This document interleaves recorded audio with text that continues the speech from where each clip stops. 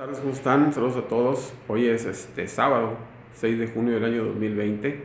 Continuando con esta serie de videos donde estamos hablando referente al sexenio de José López Portillo, que fue presidente de México entre diciembre de 1976 a noviembre del año de 1982. En el video anterior les comenté que que para nosotros era muy normal que el gobierno fuera el dueño de prácticamente de las empresas más importantes del país. Así, ahí nací en ese ambiente, es decir, para mí no era nada novedoso. Eso no quiere decir que no existieran personas particulares que, vamos a decir, que fueran ricas o millonarias incluso. A mí me tocó tener la fortuna de tener unos vecinos que estaban muy bien económicamente hablando. Me refiero yo a mis vecinos allí en Reynosa, Tamaulipas. Por ejemplo, tenía un vecino que era dueño de una cadena de farmacias que sigue vigente en Reynosa, las farmacias López. Ese señor, inclusive nosotros le vendimos la casa donde yo nací, se la vendimos a ellos, de las farmacias López, empresarios muy exitosos. Lo mismo cercano a la casa, la tienda donde normalmente íbamos a comprar, a la tiendita de la esquina. Ellos son los dueños de las supermercados Blanquita, que tienen cadena de supermercados, que tienen tortillerías, que tienen negocios así que venden agua y hielo. Y en otro lado tiene otro vecino que es dueño de ferreteras es grandes, exitosas. Entonces, pero uno nunca pensaría que esos empresarios, por muy exitosos que fueran, pudieran ser propietarios, digamos, de una empresa como Pemex, ¿verdad? Incluso les comentaba yo que hay personas ahí en Reynosa que eran dueños de líneas de tráileres, que tenían una enorme cantidad de tráileres que le trabajaban en este sentido a Pemex. Entonces, creo yo que había una gran diferencia. Sí notábamos la diferencia entre ser propietarios de una empresa, así como las que poseía el gobierno, que entendíamos que eso se debía a que pues, no existían empresarios que tuvieran esa capacidad económica como para tener empresas de ese tamaño y que el país requería. Estoy hablando de empresas de fertilizantes, estamos hablando de las empresas telefónicas o líneas aéreas o así. Entonces consideramos que pues, era normal que el gobierno fuera el que se encargara de esas actividades empresariales. Pero obviamente existían los otros. No todo el mundo trabajaba en esas empresas, no todo el mundo era profesor de la educación pública, en las escuelas primarias, secundarias, que dependieran de la Secretaría de Educación Pública. No todo el mundo era doctor que trabajara en el Seguro Social o en el ISSSTE. Lo mismo que licenciados que trabajaran en dependencias del gobierno o trabajaran en empresas paraestatales. Entonces había los otros trabajadores. A mí me tocó en el año de 1977, yo tenía como 14 años, en las vacaciones me tocó trabajar por primera vez en las vacaciones. Un mes trabajé en una empresa así, vamos a decir, privada, en una frutería. Trabajé de dependiente en una frutería en un mes, son 2 meses de vacaciones. El siguiente mes trabajé en la empresa donde trabajaba mi papá. Entonces me tocó inmediatamente ver las diferencias como lo que tendrían los trabajadores en trabajar con una empresa privada y en otra empresa. En este caso también era privada, pero le hacía trabajos a Pemex. Entonces eran condiciones laborales muy distintas unas de otras. Y hay que ver que esa diferenciación entre trabajar en el sector privado y el sector público, el día de hoy, esas diferencias son muy marcadas todavía. Vamos a ver cuál es, en mi punto de vista, la principal diferencia entre trabajar para una empresa así del gobierno o ligada al gobierno y una privada. Sobre todo es el respeto a la Ley Federal de Trabajo.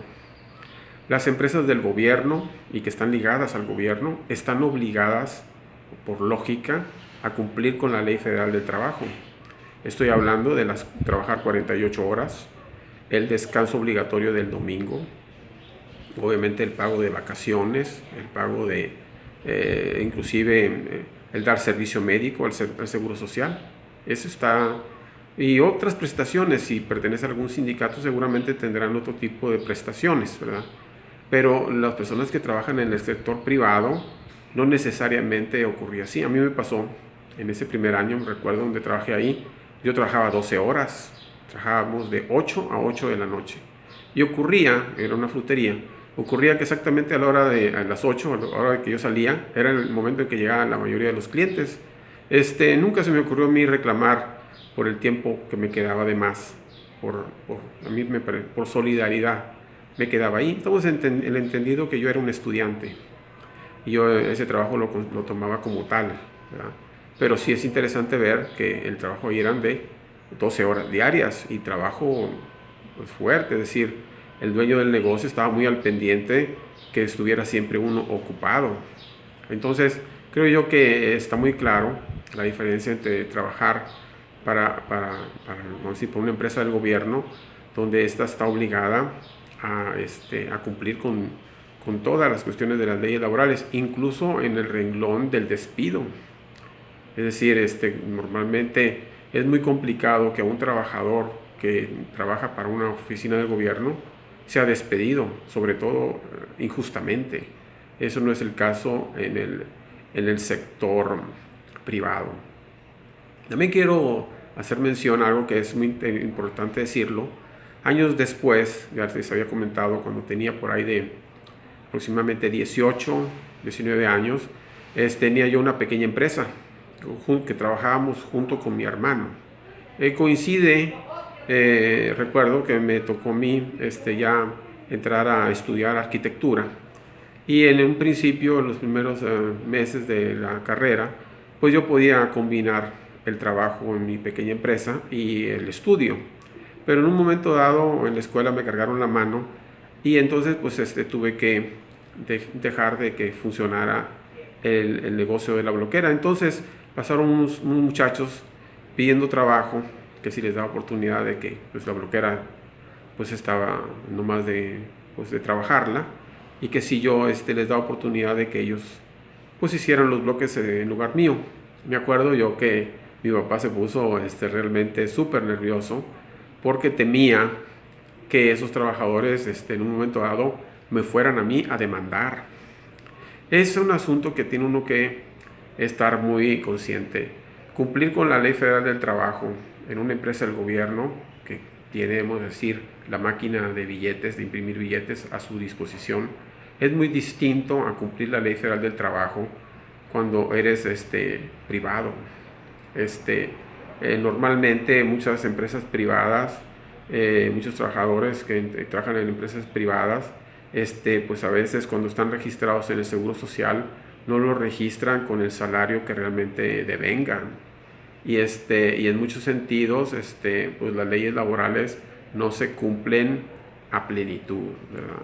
Entonces, también ocurre, ha pasado, me ha tocado ver, ser testigo de algunas empresas que son privadas, donde los trabajadores, a veces puede llegar un trabajador eh, malintencionado que te puede demandar diciendo que lo despediste de manera ilegal y meterte una demanda. A mí me ha pasado como profesionista, me tocó en una ocasión donde un trabajador me demandó por despido injustificado y realmente cuando llega la demanda llega en una situación súper exagerada y si no te sabes defender te puedes llegar a perder tu empresa. Existe un caso muy conocido de una empresa embotelladora de refrescos que se llama Embotelladora Pascual, donde los trabajadores mandaron al patrón, a esta embotelladora Pascual, que es la que embotella los productos de una empresa que se vende mucho en la Ciudad de México, que se llama Bing, así se llama, y otros así como tipo frutas. Esa empresa, los trabajadores se la quitaron al dueño. Es un caso extremo, ¿verdad? Y aquí en la ciudad ha pasado casos. Recuerdo una compañía que se dedicaba así como de cuestiones arquitectónicas, detalles arquitectónicos, cuestiones de pulidos de pisos y acabados en muros y así. Se llamaba el Huizache. donde los trabajadores también demandaron y terminaron quedándose con la empresa. O sea, es decir, no es igual. La Ley Federal del Trabajo en México no está diseñada para que las empresas privadas prosperen. Es decir, las leyes laborales son muy severas con relación al patrón. Siempre se considera al trabajador como el débil, pero en muchas ocasiones las empresas no tienen las utilidades, no es tan rentable como para poder cumplir con todas las prestaciones que marca la ley. Entonces es necesario realmente hacer la ley laboral y quitar ese precepto de colocar al trabajador como si fuera, no sé, no fuera una persona a la que tienes que estar protegiendo, ¿verdad? Yo pienso que ya una persona que puede trabajar, que está en edad de laborar, no puede alegar que está siendo abusado.